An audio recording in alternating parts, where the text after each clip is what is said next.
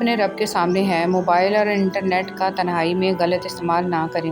اللہ دیکھ رہا ہے، کیونکہ کہیں قیامت کے دن سب کے سامنے آپ کے اعمال دکھا نہ دیے جائیں۔ رسول صلی اللہ علیہ وسلم نے ارشاد فرمایا، خبردار، شرک اصغر یعنی چھوٹے شرک سے اپنے آپ کو بچاؤ۔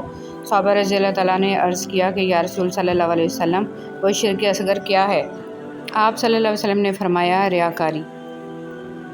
مسلمان ہونے کے لیے علم کیوں ضروری ہے؟ اگر اس کے پاس علم نہیں ہوگا تو اسے پتہ ہی نہیں ہوگا کہ مسلمان کسے کہتے ہیں۔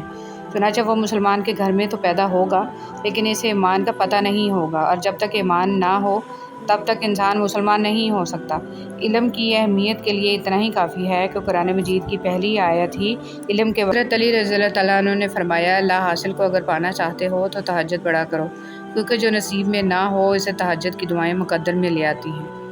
کبھی دیکھا ہے کہ کسی ماں نے اپنے بچے کو گپ اندھیرے میں چھوڑ دیا ہو؟ کبھی نہیں نا۔ تو پھر وہ اللہ ہے جس کی رحمت کی کوئی حد نہیں، وہ کیسے تمہیں چھوڑ سکتا ہے؟ تو پھر اس وحدہ لا شریک پر یقین رکھو۔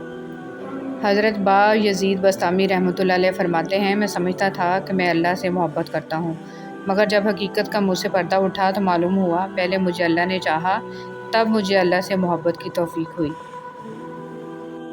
حضرت علی رضی اللہ تعالیٰ عنہ نے فرمایا، سب سے زیادہ خسارے میں وہ انسان ہے جو حق بات کہنے کی قدرت رکھتا ہو لیکن پھر بھی حق نہ کہہ سکے۔ مشکل دستک دے تو خوف زدہ نہ ہوں، آگے بڑھ کر دروازہ کھول دیں، کیونکہ کامیابی ہمیشہ مشکل کا بیس بدل کر آتی ہے۔ ہم انسانوں سے وہ اعلیٰ و عرفہ محبت چاہتے ہیں جو اللہ رب العزت کی کامل ذات اپنے بندے سے کرتی ہے۔ انسانوں سے یہ توقع ہی بہت سے نفسیاتی اور جذباتی مسائل کا سرچشمہ ہے۔ ایک مرنے والے انسان کو نہیں معلوم کہ تم نے اس کے لیے کتنے آنسو بہائے، لیکن ایک زندہ انسان کو مرتے دم تک یاد رہے گا کہ تمہاری وجہ سے اس نے کتنے آنسو بہائے۔ جو بھی رشتے پاس ہیں، خدا را ان کی قدر کیجیے۔ اس دشمن سے مت ڈرو جو اکیلے میں تم پر وار کرے، بلکہ اس دوست سے ڈرو جو محفل میں تمہاری عزت پر وار کرے۔ حضرت علی رضی اللہ تعالیٰ عنہ نے ارشاد فرمایا، خدا سے جب بھی دعا مانگو تو مقدر مانگو، عقل نہیں، کیونکہ میں نے بہت سے عقل والوں کو مقدر والوں کے در پر دیکھا ہے۔ حضرت عمر بن عبدالعزیز رحمۃ اللہ علیہ نے فرمایا، جو ہنستے ہوئے گناہ کرتا ہے وہ روتے ہوئے جہنم میں جائے گا۔ ذکر الہی جب دل کی دھڑکن اور خون کا حصہ بنتا ہے تو سارا بدن خود بخود اصلاح کی طرف چل پڑتا ہے۔ حضرت جبرائیل علیہ السلام فرماتے ہیں، میں نے پوری دنیا دیکھی ہے، لیکن مجھے پیدا کرنے والے کی قسم میری نگاہوں نے کبھی محمد صلی اللہ علیہ وسلم جیسا حسین و جمیل نہیں دیکھا۔ بیٹیوں کو تتلی نہیں مدھو مکھی بننا سکھاؤ، پنکھ بھی دو اور ڈنگ بھی مارنا سکھاؤ، ان کو سر کچلنے کا ہنر دو، کیونکہ بسر کرنی ہے ان کو زندگی سانپوں کی بستی میں۔ انشاءاللہ ایک دن آپ مسکرا کر کہیں گے کہ یا اللہ، یہ اس سے بڑھ کر ہے کہ جس کے لیے میں نے دعا کی تھی، شکر الحمدللہ۔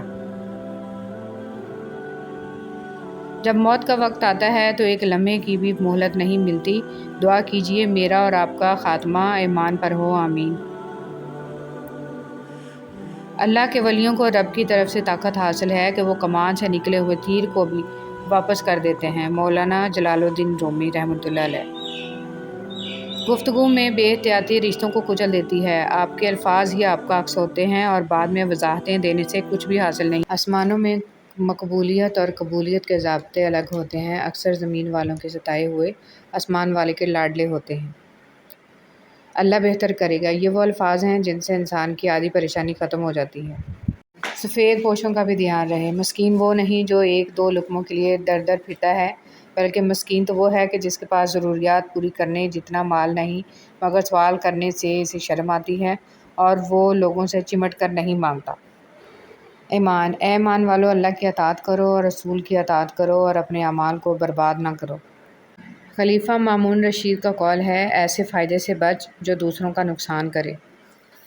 اور جب انسان اپنی مرضی کو رب کی مرضی کے سپرد کر دے تو پھر غم نہیں رہتا۔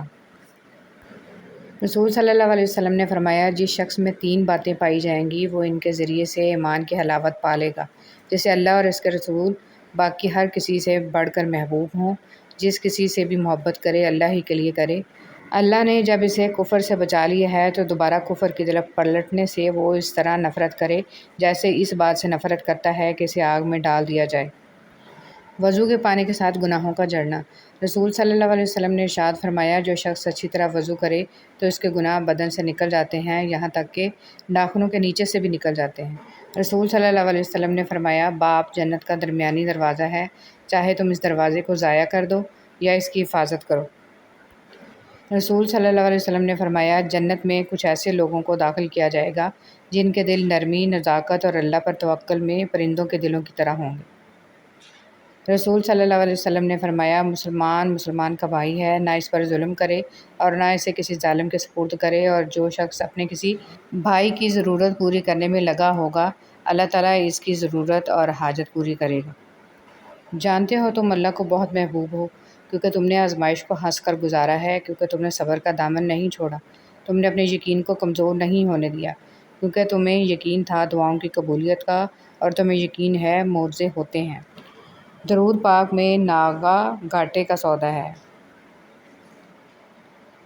سب سے بہترین وسیلہ آپ کے اپنے دونوں ہاتھ ہیں۔ اپنے دونوں ہاتھ اکٹھے جوڑ کر جب آپ اپنی مشکلات کا حل تلاش نہ کر سکیں تو اللہ کے آگے ہاتھ پھیلائیں، اللہ آپ کے ہاتھوں کو کبھی خالی نہیں لوٹائے گا۔ حقیقت تو یہ ہے کہ تمام مسلمان بھائی ہیں، اس لیے اپنے دو بھائیوں کے درمیان تعلقات اچھے بناؤ اور اللہ سے ڈرو تاکہ تمہارے ساتھ رحمت کا معاملہ کیا جائے۔ تم کہتے ہو زندگی تنگ پڑ گئی ہے، زندگی میں سکون نہیں ہے، رات کو دیر تک نیند نہیں آتی، اس جیسی ہزار باتیں، مگر جواب صرف ایک، جان لو اللہ کے ذکر سے ہی دلوں کو سکون ملتا ہے۔ بیٹیاں جہنم سے بچانے والی۔ امام خرائطی رحمۃ اللہ علیہ فرماتے ہیں کہ سیدنا عبداللہ بن مسعود رضی اللہ تعالیٰ عنہ کی چھوٹی بیٹی دوڑتے ہوئے ان کے پاس آئی تو اٹھا کے گلے لگا کر بوسہ دیتے ہوئے کہنے لگے، خوش آمدید اے عبداللہ کو جہنم کی آگ سے بچانے والی، خوش آمدید۔ نیکیاں کرتے جاؤ اور دریا میں ڈالتے جاؤ، جب کبھی زندگی میں طوفان آیا تو یہی نیکیاں کشتی بن جائیں گی۔ اشفاق احمد۔